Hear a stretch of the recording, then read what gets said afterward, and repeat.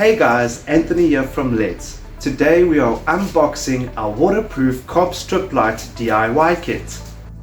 Let's unbox it.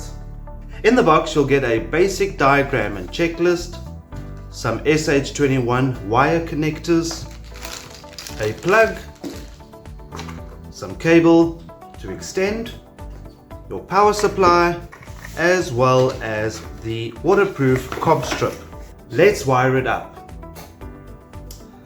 Taking your power supply and your SH21s, line up your negative with your negative of the strip and line up your positive with the positive of the strip, and use a heat gun to connect these two together.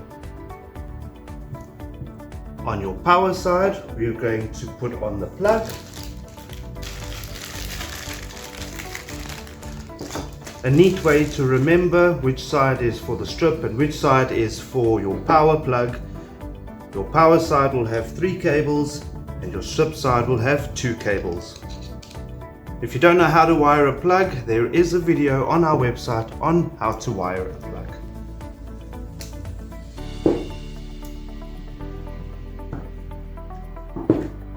And that, ladies and gentlemen, is the cob strip IP68.